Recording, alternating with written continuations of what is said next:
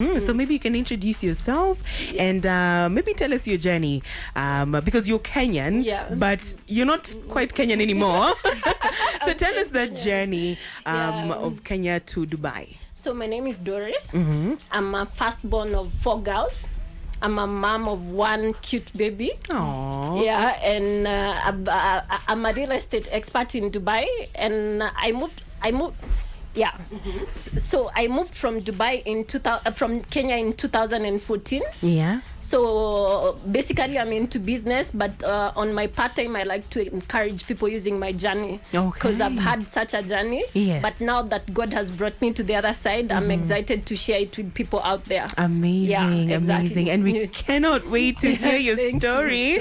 Thank you. My. So maybe I could start by what motivated you to move, or what made you move. Was it an opportunity? Where are we starting? I wish it was an opportunity. That would have been even more fun. So basically, let me give you a background of myself. Yes. So I told you I'm a firstborn of 4 girls. Yes. And like I was working for a bank in Kenya. I used to work for Standard Chartered and Equity Bank briefly. And then I started off doing some small business here and there, but it didn't work out.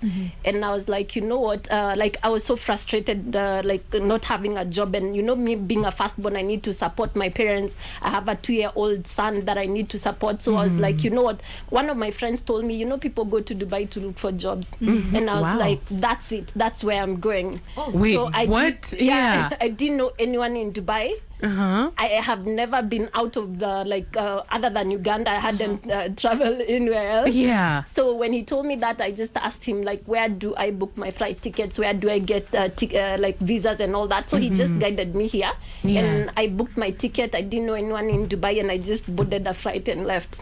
Wait. Talk about boldness. Faith in another level. Yeah, not even crazy faith. You're supposed to level again. Yeah, exactly. What do you mean? Yeah, so I just left because I was so frustrated. Yeah, I worked for bank very briefly. I like to talk more about careers and business and finance because that's what I've been tested mostly. Yeah. But like me working in a bank was very frustrating because I'm an extrovert, like extrovert. Nice. Like to the power of 1,000. Okay. So like me sitting behind that desk, it was very boring, and I kept on resigning because I was not fulfilled. Yeah. But again, I also needed money to raise my child and all that, and also to support my family back at home. So I was like, you know what, this is not working. Let me go somewhere else and try something new. Mine, it was not faith. Me, I didn't know what it was. I just boarded up. Yeah. It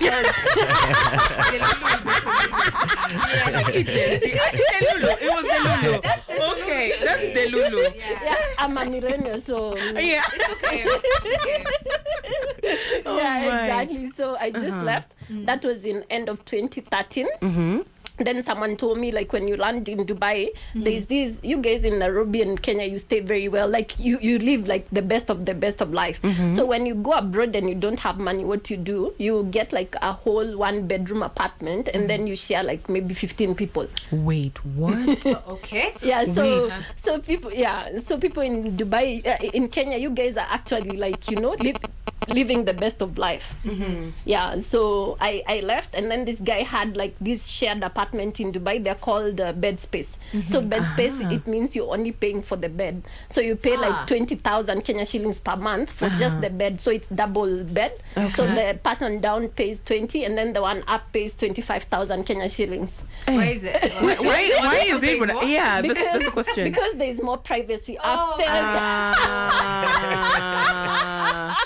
Okay. Yeah, so there's more privacy up. Yeah. So this guy had his own bed space, so it's like a business in Dubai, like it's big time. You know, Kenya, you guys live large. You don't know when you live in your own apartment and you're not sharing with anyone. Like you guys are living the best of life. Wow. Yeah, because people out there, like especially Dubai and Gulf countries, mostly you get like one room. You know, like a room has like 6 people living in it, and 6 is even understatement. Maybe 8. So that like there's a double bed, one person, and then you share the toilet and the bathroom. Let me ask, is the room like the size of the studio? Like just a small space? Yeah, so like this bigger? Will fit maybe like 4 people. Okay. Yeah, maybe 4 or even 6. Wait. Okay, very interesting. Very interesting right there. Yeah, exactly. Now, maybe you can tell us what are some of the initial challenges you faced when you just landed. You know, now you've made the decision. Yeah, we are on a plane. Yeah. We're in Dubai. So I left. So I started staying in a bed space, and they gave me the upper bed. Yeah. And then Dubai. It was in December. It was not very hot, but I was like, my bed was just next to AC.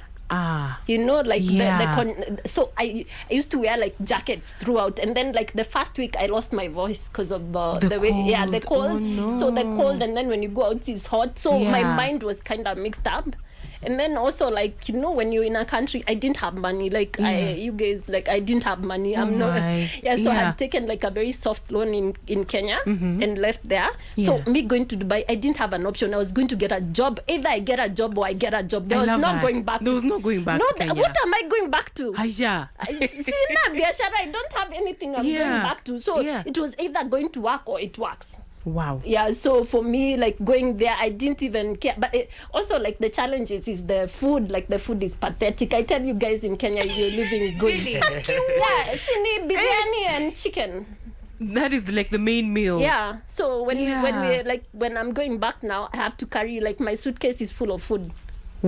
Just to help you now go for another longer period. Exactly. So you buy the beans, and jahe and all that. You buy like enough stock for food to last you until when you come back, because the food there just makes you gain weight. I went there when I was like, I added like 10 kgs. Whoa! In a span of like a month or so. Time, yeah. Oh my! Yeah, exactly. Amazing. So now we are there. We're pretty much broke. Yeah. Don't insist. No. You don't have to rub it on. She's a Gen Z. That's why she. It's gonna be You're brocade. Okay, fine. Okay. You say love it. Yeah. It's much better. Okay, it's beautiful. Brocade. We're looking for a job. Okay, fine. Okay, let's move on. Do you land your first job? How long do you land your first job, and what job? So did you I get there, and then the room next, there's this guy. He's Kenyan. He tells me he'll show me Dubai. So basically, Dubai is smaller than Nairobi. Dubai is very small. Like within 1 week, you know the whole place from A to Z. Nice. Yeah. So he just took me around like for 2 weeks, and within 2 weeks, I knew A to Z. Nice. And then he came back to Kenya. He didn't get a job, so I keep looking for a job. The first month I didn't get a job, and my visa is only like 2 months. Ooh. Yeah, so when you go there with the visa, you have to get a job within that visa duration before you come back. Yeah. So to cut the second month, I got a job. But I'm a graduate. I've done BCom in finance. Nice. So when I went there, they were very happy to give me a security job.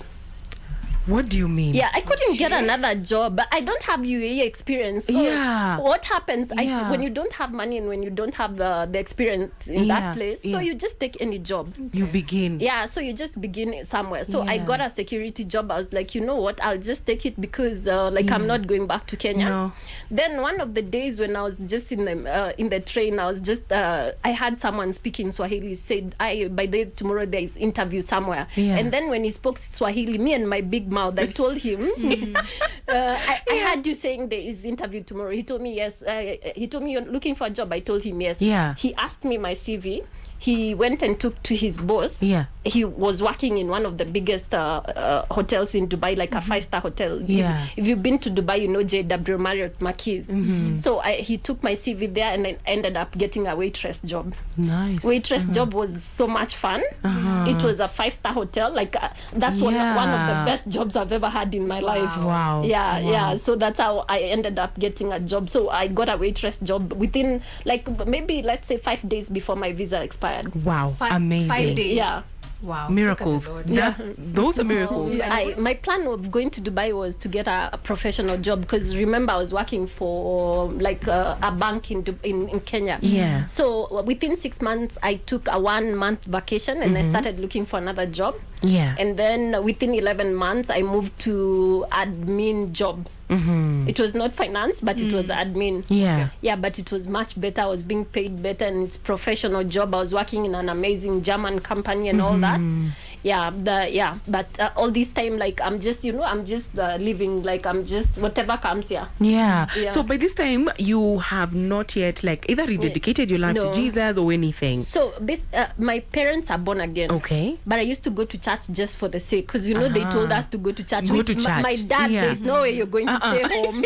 My dad is so strict, like, you have to go to church by force. Hey. So we used to go to church, but I never, like, I used to wonder, why do they pray even so much? Like, what's their issue? Like, why do they keep praying like this? Yeah. So I never, even like in when I finished campus and all that, and college, I used to go to church for formalities, because it's that thing, like, you're told you need to brush your teeth. Yes. You don't understand why, but you just do it. So even when I was living in Dubai, I was like, you know what, let's just go. Like, I didn't, I was, even in Dubai, I was going to church on and off, but I was not like reading my Bible and like praying like seriously. Like, why do I need to do that? Yeah, but all this time, like, when I was living in Kenya, you know the way someone is sick and is admitted to the hospital? Me, I was sick, I was not admitted, but my finances were sick.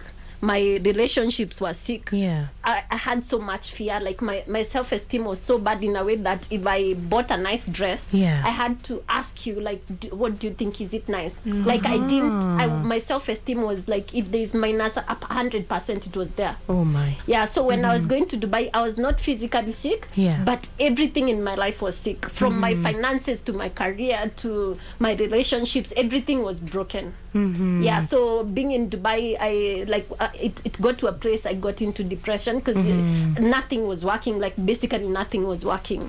But I was just living for the sake, like, it's life, let's continue lifing and all that. Amazing. Wow. Amazing. And we're going to get now to the beautiful point of that story. Hey, there's a beautiful story right here. But before we get there, how did some of these challenges, even of, getting work and all this, how did it shape you, and how did it lead you even closer to finding your salvation? So I got this admin job. And then I started working. I'm an extrovert, like extra extrovert. And if you put me in an admin job, I'll sleep. I used to sleep on that desk, like the reception there. I used to sleep. Oh no. I'm being paid so much, but like, they're giving me things that it takes a lot of brain power to do. So I didn't know myself. Like, I keep talking about career and businesses, because you need to understand, you need to self-awareness, you need to know what you can do, what you cannot do. So for me, paperwork takes a lot of energy for me to do it. So when I got this admin job, I used to sleep on the desk, and I was fired. I was fired. Oh, that's painful. On June 21st, 2015. When I stepped out, it was like 50 degrees. Wait a minute. Hold up. Hold up. How long have you been in Dubai? So since 2014 beginning. Uni mwenyeji. Emirati.